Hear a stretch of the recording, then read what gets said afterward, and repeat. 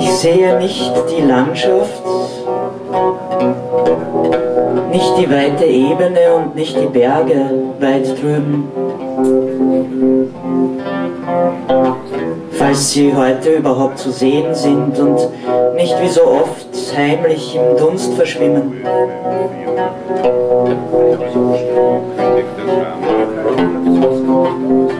Ich sehe nicht die bunten Vögel, die Narren sehe ich auch nicht und nicht die Sonne, obwohl ich sie auf der Haut fühle. Warm. Ich sehe einen Rücken, nicht etwa ein Gesicht.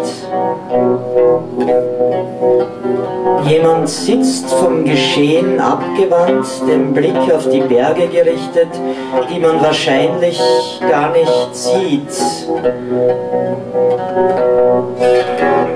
Es ist leise zuerst, dann laut, dann wieder leise.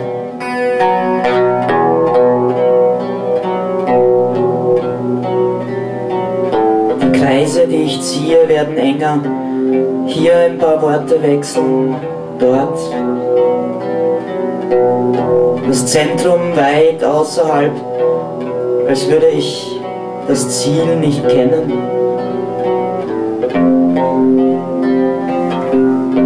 Bis ich mich setze, nicht zu nahe und nicht zu weit weg. Der richtige Abstand ist wichtig, vielleicht das Wichtigste.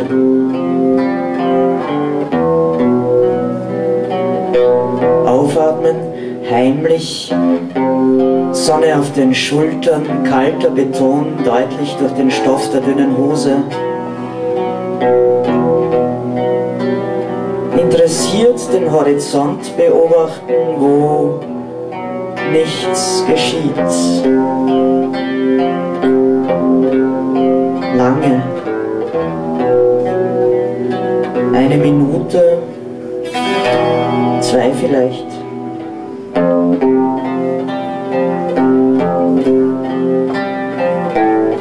Dann Bewegung. Eine Hand wandert in eine Tasche, eine Schachtel geöffnet und geschlossen, auf dem Rückweg in die Tasche hält inne, bewegt sich dann zu mir. Augenkontakt. Kurz. Ein Nicken, ein zweites, etwas Vertrauteres als ein Lächeln, wenn das Feuerzeug folgt.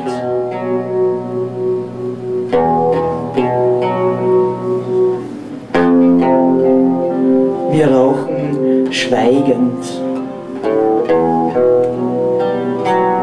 Drüben am Horizont geschieht nichts.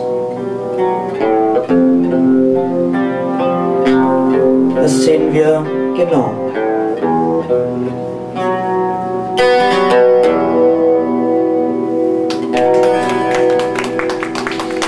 Danke. Dankeschön.